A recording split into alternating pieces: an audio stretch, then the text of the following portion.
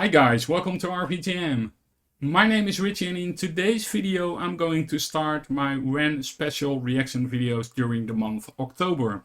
And why the month October? Because I got approached by two ladies and they have an organization called waveofchange.net. And they founded it in 2025, and this project aspires them to bring people together that wish to use a hive mind and harness the power of community to accomplish powerful changes where they are needed. And for the month of October, they have chosen, and now we're getting somewhere, the Wave of Change Sick Boy Edition, a fundraiser to benefit the Global Lyme Alliance. And they call it the Wave of Change Global Fundraiser for the Lyme disease research. And they do it for honoring REN and empowering the Global Lyme Alliance. So these ladies approached me and they saw my REN video content on my YouTube channel, even though I have a very small channel. I explained to you that the YouTube algorithm with his impressions or its impressions are basically killing my channel often, because if you don't get any impressions of the YouTube algorithm, well, you don't get any views. So I explained to them that I have a very small reach, but okay, they asked me if I could do and spread some awareness of this fundraising. So I just did, and I'm going to leave the links in my description, and I'm going to leave it in the links of every REN video I'm going to do during the month of October. I'm not involved in this fundraising, I'm not in the organization or anything, I'm just spreading the awareness that it's out there. So I now basically pre-editing this before the initial and the real reaction video, and it's going to be in a few minutes or in a minute on the REN chapters. You guys asked me if I could do a reaction video on the REN chapters, and I've chosen to do so, but in my own way, because it was basically impossible for me to listen to all 8 chapters at the same time or do some editing, because I'm really clumsy at editing. And to do a reaction video on every chapter, although they probably deserve it, I thought, oh wow, this is going to be very difficult for me to do the same thing, you know, with the energy I got during the day and giving the same much info and passion and attention that it deserves. So I've chosen to do one reaction video on particularly one of the chapters, and I've chosen chapter 2, and you probably will understand why in a few seconds or minutes when it will start. Now, please do me a favor, listen to the whole reaction video. It's going to be a long one because we are going to listen to the chapter 2, at least some huge pieces of it. And I will later do, and that is what you guys asked me to do, I will try to summarize some of the insights and information I gave already in the last 6 REN videos, where you guys explained to me that I gave apparently a lot of good information, insight, hints or tips or things how to deal with a chronic illness. And so I try to listen back to my own reaction videos and think what this summarization could mean and what for information you meant. So this will be in the second part of the video that is now going to start after this edit cut. See you in a second.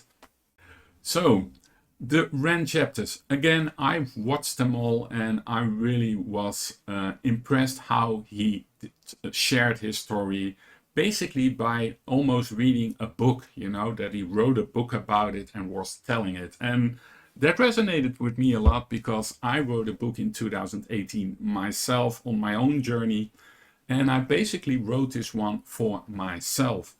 I started getting my first symptoms, and I will talk a little bit later on this in this video.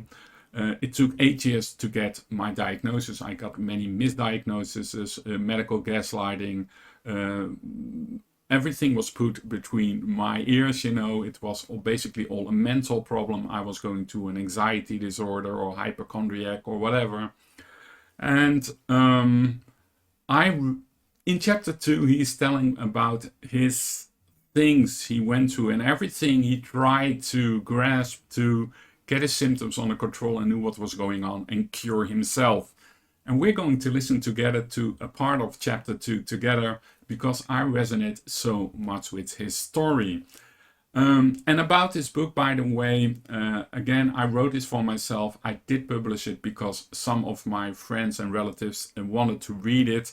So I printed 50 or 100 copies, between something like that. And I think that is the amount that got sold. I never really promoted it because I didn't want people to read my story. It's really weird. I felt very awkward. So I applaud him for just bringing his pain on paper and sharing it. And I will probably try to do a few pages myself with you in this video, or maybe in other videos if people want to hear it. But again, it's for me still very awkward to do it because it's so personal. It's your own personal pain, and it's like you don't want to people start to feel sorry or pity you, you know. Oh my God, what awful what he went through. He just wants to hear that he is very, you know, that he wants to pat on his shoulder, you know. Oh Richie, what a bad time you went through. It was never about it. It was just for me to get this, everything I went through, off my chest and not getting caught in all the negative emotions. Well, we're going to listen to Ren now during his chapter 2 story. I hope there won't be any commercial, but I'm afraid. It was around this time I started losing faith in the medical industry. The more appointments I'd go to, adamant that something was wrong, the more of a hypochondriac they treat me as. Medical gaslighting is a real thing with chronic illness. It is. They chalk me down as someone who was always requesting blood tests, and my mental health diagnosis probably didn't help that. Strangely, they never tested me for any kind of pathogens. I decided to embark on a precarious journey into the Russian roulette chamber of Dr. Google. I would type in the most predominant symptom of the day, and Dr. Google would tell me that I have a rare disease and I'm probably going to die. With time, I sharpened my search engine axe and refined what I was looking for. I dived headfirst into the abyss of online support groups, hoping to find solace or answers amongst fellow sufferers. This was something that really resonated with me as well, because people ask me often, okay, Richie, were you sick from day one, as in bedridden from day one? And Ren explains this as well as in his chapters. No, they slowly, they started out of nowhere, you know, like a boom. But then they gradually started to increase, and it was fluctuating a little, but they were there all the time. But it started to increase worse and worse, and more was adding. And so for me, for instance, it started on May 7, 2008, when I wanted to get out of bed. And when I was standing next to my bed, I suddenly felt like I was having a heart attack. My chest was exploding from pain. I felt sweating. I felt my chest jumping, my heart jumping in my chest suddenly become very high heart racing. I had a feeling I was going to faint or pass out. Like getting a seizure. Things were going on in my head as well. I can't explain it. It's like I wasn't there anymore. My muscles gave out. And I had a feeling I was literally going to die at that moment. And my wife just went to work. And normally I brought my kids to the primary school. They were waiting for me. And I just crawled down. And again, I wrote down the emergency number in the Netherlands. It's 112 back in those days, and maybe it still is, I don't know. I haven't used it for a while. And I told my oldest daughter, if something happens to your father, you know, you have to call this. And she was, of course, terrified. She was only 8 years old. And well, fortunately, I stayed conscious. I had the ability to call my own father. He came, and yeah, that was the beginning of my story. And during many years, I went to doctor appointments. In the beginning, they test you, you know, they do some kind of test, and then they think, okay, we can't really find what's wrong with you. So I probably was overexerted or tired or stressed, and later it became hypochondriac or whatever you want to call it, or general anxiety disorder. And the labels kept continuing, like Ren did eloquently tells in his story, in his chapters, but as well in Sick Boy in this version. And when you are deteriorating like I was, for instance, after 1 or 2 years, I couldn't really get out of bed anymore. It took a year to be fully bedridden. And I just literally sometimes had to crawl on my hands and knees to the toilet, and I bumped on my butt downstairs on the stairs to go eat with my family. And that was basically the only thing I did, you know, with them. And I was in my bed, and on a good day, I was able to I don't know, they dragged me into a car, you know, and they just dragged me out of the car and set me somewhere, and I was watching my children play or something. Or when we went for a midweek holiday, they just put me in the car, they just almost dragged me on the bed there, and they had their holiday, and I was watching them from my bed or a chair or a couch where I was laying down. And during those times when you're all alone and you don't know what's happening and no medical doctor is helping you, well, there is the online support. At least it's what you think. You start to do Dr. Google, and in a way it's okay you do Dr. Google because it does help you a little, but eventually you're going to see all kind of illnesses and symptoms that are basically saying you're going to die, like Ren did. And so mentally that didn't help as well, because if you are going through this ordeal and you guys recognize this, the longer it takes you get a diagnosis and the more severe symptoms get and the more debilitating they come and the more bedridden you become, well, of course there is going to be anxiety involved, because nobody wants to die, nobody wants to be sick all the time. Nobody wants to be in the unknown, in the oblivion of what is going on, and no doctors seem to help you. So I did a lot of things. I went through support groups as well, support groups of chronic illness people, or things that I thought, oh, maybe I have this illness. I recognized this a lot. And then often when I was in those support groups, you found some support in the beginning, but eventually you all got caught up in those stories, and everything you are reading there you want to try, because like Ren says in this chapter, if they say that, for instance, eating dirt of a plant would help, you would do it because you're desperate and you want to get better, and you feel like you literally lost your life. You're not dead as in not around anymore, but basically you're surviving and living a dead man's life. You're not living anymore. And I think this resonates with a lot of you. So after a while I start thinking I should, and this took a long time. This is not one day until the next or in a week. No, after months and months I thought, oh, this is getting me nowhere. It's just getting me more frustrated, because I keep being drawn into all negative and all hurtful stories, which by itself are true, but they are not helping you. They want to help each other, but often many of those people didn't even, like myself, knew what was going on. You always have haters in between, or scammers. It's really pitiful to say, but it happens. So for me, after a long time, maybe it took a year or more, I thought I shouldn't do this anymore. I kept going to one forum. It's now non-existent anymore, but there was a doctor, at least he said he was a doctor, and it was an old man, and he was explaining a lot on the human body. And for me, especially on my chest problems, my heart palpitations, my dizziness, my high heart rate. And I thought that, well, if I could keep asking questions to this guy, because he was a retired doctor, physician, cardiologist even, so I thought maybe I could get some more insight and he can help me. And what happened was that even this guy eventually, because I kept asking questions, and I'm very, if I put my teeth in something, I'm doing it. So if I don't get an answer that is satisfying, or I think, okay, I can do something with it, I want to know, you know, I want to move forward.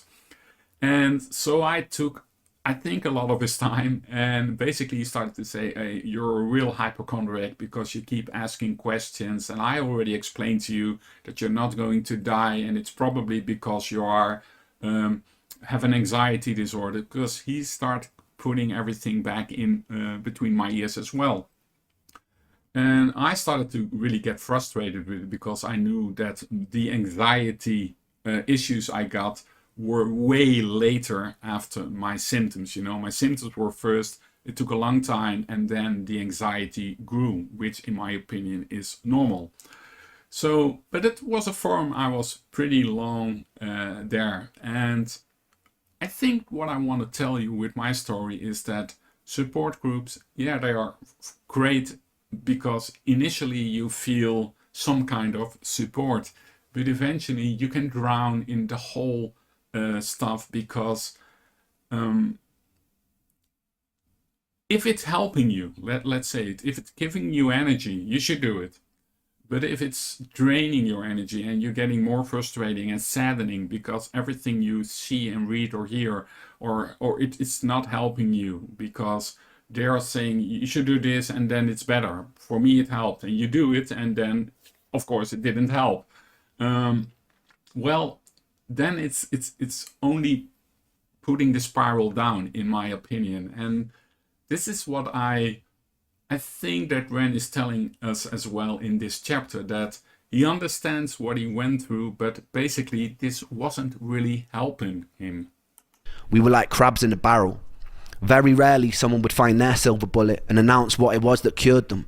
Hundreds of people would follow their protocol, some with mild success, but most of us will still remain trapped. I joined as many online support groups as I could. It was a bit like the beginning of Fight Club, except instead of faking conditions to feel accepted, I was desperately hoping I had those conditions so I could cure myself and get the fuck out. I convinced myself I had conditions like candida, magnesium deficiency, parasites, adrenal fatigue, heavy metal poisoning, etc. At the time, I felt like I was single-handedly keeping Jeff Bezos in business. While most students were spending their student loan on drinks, I'd spend mine on the supplement or protocol of the week. I'd follow whatever herbal or supplement protocol was suggested, sometimes noticing mild improvement and sometimes getting a lot worse, most of the time feeling nothing. A story would pop up on one of these groups like, after I did a 30-day parasite cleanse of wormwood, cloves and garlic, all my symptoms disappeared. I'd read a story like this, get full of hope and put myself through a grueling 30 days, which would often result in a... Okay. I was afraid that I would get a commercial. I will leave the commercial, let it run, and then start to talk now a little bit myself again. You know, I'm very, again, it's exactly what I wanted to share with you. And Ren is basically explaining the same. There is so much out there, and eventually you will start to do anything and everything, and it doesn't help you. It just, in the end, make you feel worse. Not only physically, because you're doing things to your body you shouldn't do, in my opinion, but as well mentally, because the burden of not getting help or not getting better with everything you do and the desperation involved, it's only tearing you down more. And I think it's really great that Ren is explaining this to his followers, his viewers, his fans, and to all the chronic illness patients going through the same ordeal. My body felt even sicker and weaker, but I'd stick it out because I was told that this was a good sign. The parasites are dying. I peered into the toilet bowl and valiantly waved goodbye as I flushed their imaginary corpses into a watery abyss. At the end of the 30 days, I'd be left with a lighter wallet and all my symptoms still remaining. And if that didn't work, I'd move on to what was next. Maybe I have seasonal affective disorder. Alright, so I'd get on the internet, order a light, stare at it for 10 minutes a day, and to my big fucking surprise, still have all my symptoms. The only thing that light illuminated for me was that I was desperate enough to buy a glorified table lamp. I kid you not, when I say that over the years I probably have taken nearly every dietary health supplement known to man. Everything. One of the most grueling self-treatment courses came when I did a round-the-clock heavy metal chelation. I would take a supplement called ALA and DMSA, which supposedly shuttled mercury molecules out of your body through a process called chelation. I would have to take the pill once every 3 hours around the clock, which meant setting multiple alarm clocks to wake up and take them. The supplements came with their own side effects. I remember one time standing in a supermarket and feeling like the sounds and lights were so bright that I couldn't even bear to be in there. I stuck with this protocol for a whole year with no luck. I was still coming to terms with the death of one of my best friends during this time too. I was too sick to hold down any kind of stable job. Why I wanted to share this part, because maybe you guys think, well, it's not the most emotional part of the stories.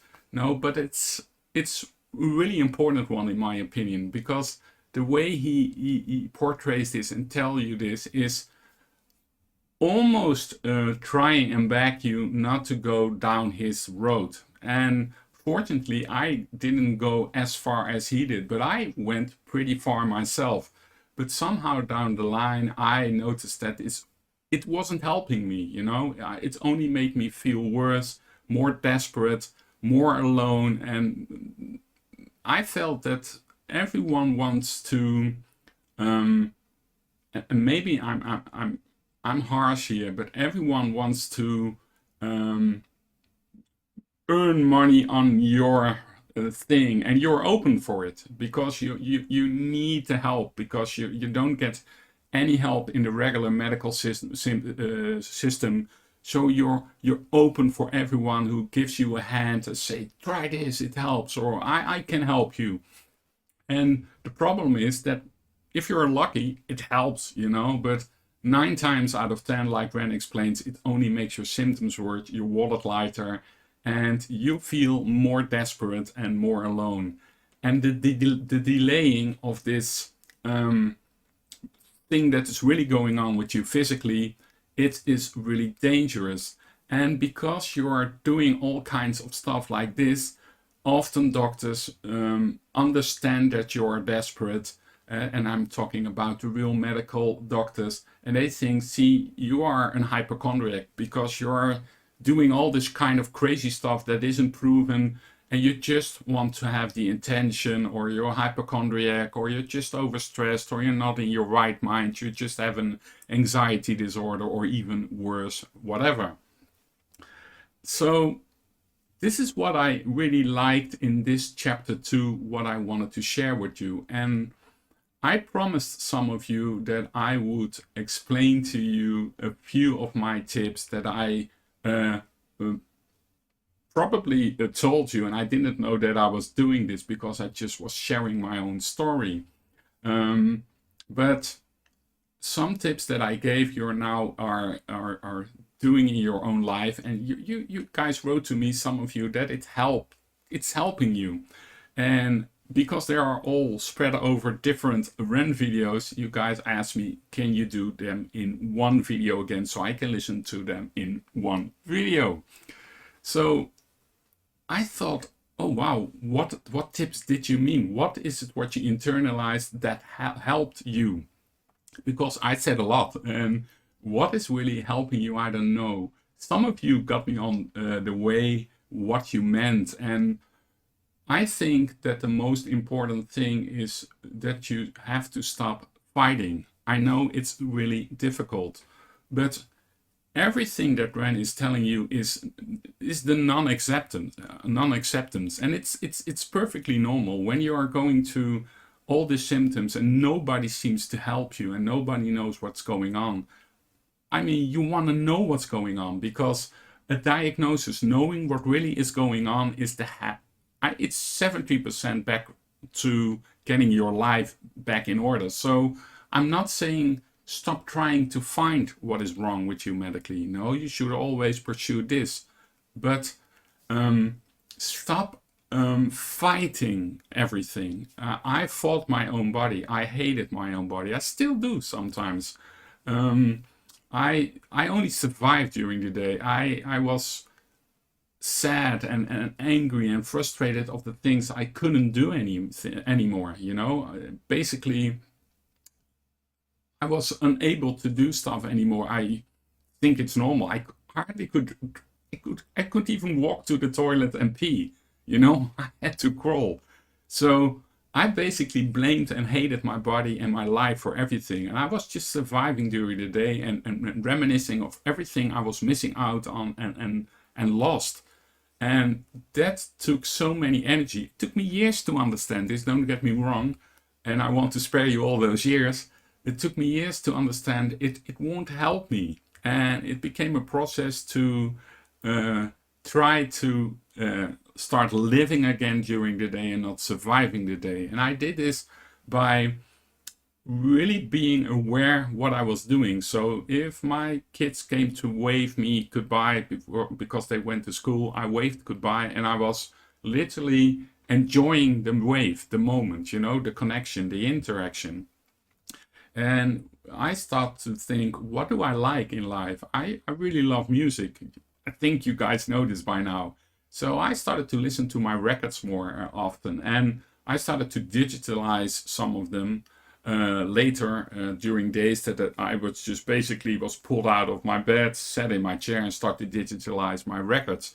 So I could in bed listen to my own records in a way. It's basically still when I later started to do this reaction channel by uploading those digitalized records, because it meant a lot to me, and it was a way for me to interact with the outside world, with the passion I have for music.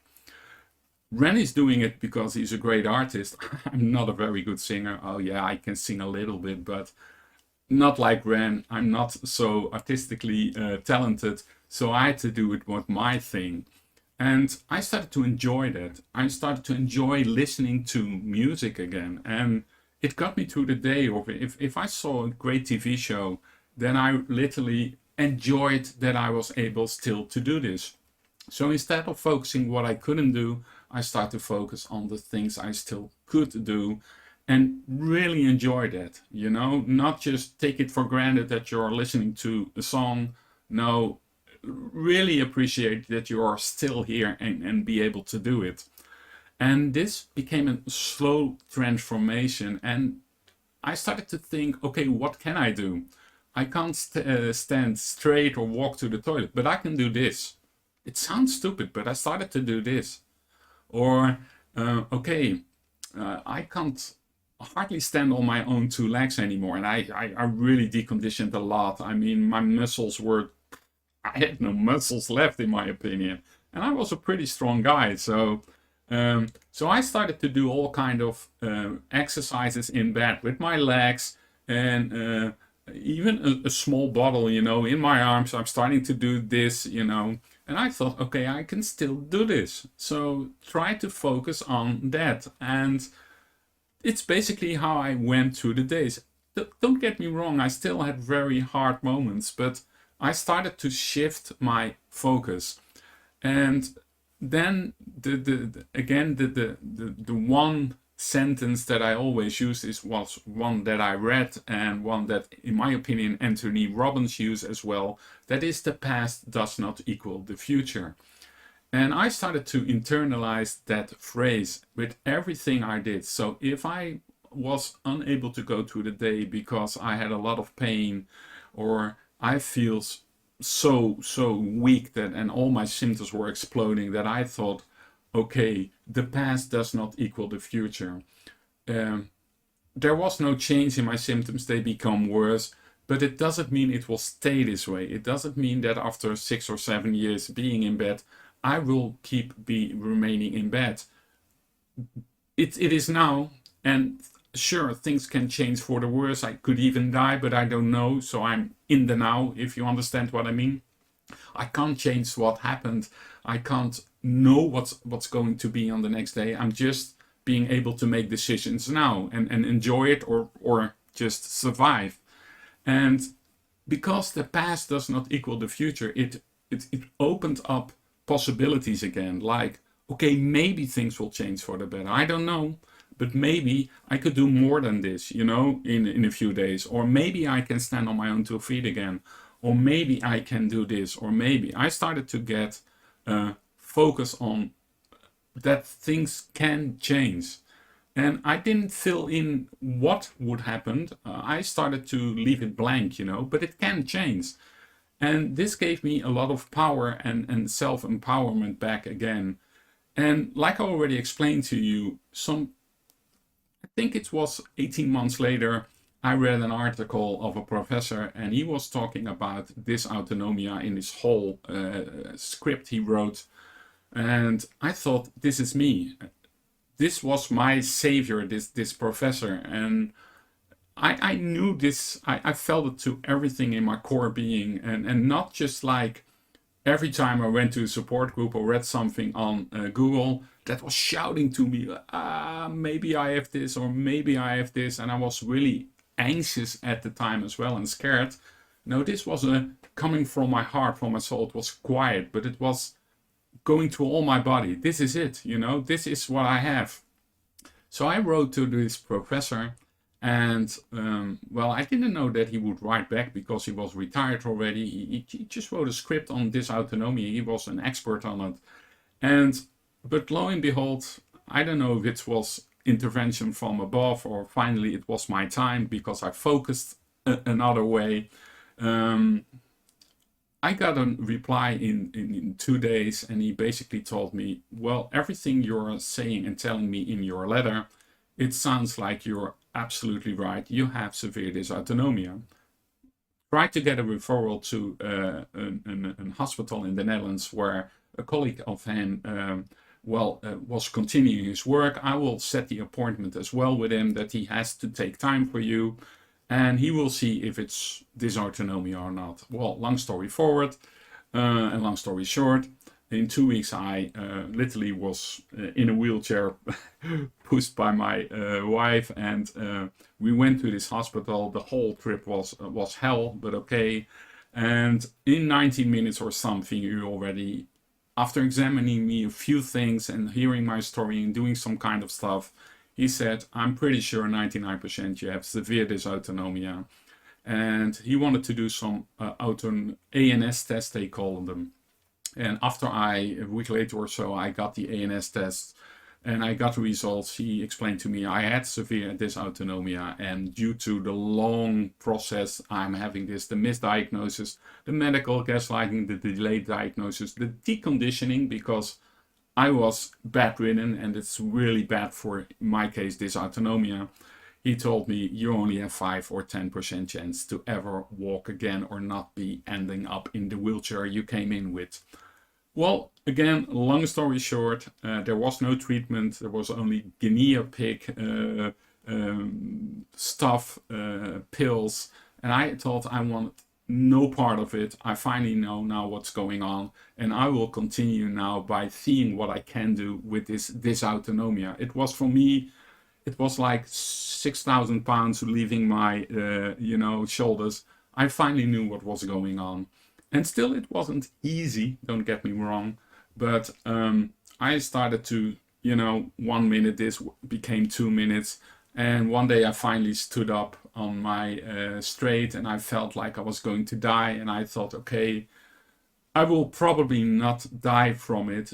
I'm in a world of pain, hurt, and weakness now. But I'm going to do this. No more on my knees, hands and knees going to the toilet. I'm going to do this straight up, If I'm going to die or whatever it happens, like a man. Something like this, And so anyway, this was the way back to slowly recovering, to still someone having severe dysautonomia and still having a lot of crashes and ordeals. Lately I'm feeling worse again, but it brought me back to a person that could visit friends, go out with my children, go out to restaurants, walk for an hour or two, even if I wanted during the day, even back to swimming. I could never do a lot of exercise things. And sure, if I do a lot, I still get a lot of pain and crashes, and my symptoms become severe. But somehow I learned to accept them, live with them, learn from them by listening to them. Okay, what is what happened, what it is telling me. And yeah, it is what I want to give you back, don't lose hope. There is change possible. I'm not saying for everyone. Not everyone is as lucky as I am, because I still feel lucky that I survived this, because I know people. I was in support groups, and it's a very sad story, but some of them, well, they were way worse off than me and couldn't live anymore with the symptoms, and you can fill in the blanks. Fortunately, I never got to that moment, but it's a really dark place where I went, and a lot of people with chronic illnesses go through. And my advice is what I just told you, and not to give up. Don't give up hope. Try to focus on the things you can do. The past does not equal the future. Well, guys, if you want to know more, then just say so, or leave it in a comment. If you don't want to know anything more, it's fine with me as well. If I can only help one person with it, it's all worth it. I know that the YouTube algorithm isn't my best friend. It hardly gives any impressions to my channel. So maybe you won't even see this video because you don't get... it's just not, you will not be able to find it because it's not giving me any views or impressions from the YouTube algorithm. And if you want me to tell something more from my book, out of my book, or read something on it, it's in Dutch, but I can translate it, I think, while reading, then feel free to ask me to do it. I just don't want to read something of my book and tell you something I went through that basically doesn't interest you because you're here for REN, or just hear a story and not specifically my story. Well, guys, I will leave you with the phrase now. I will always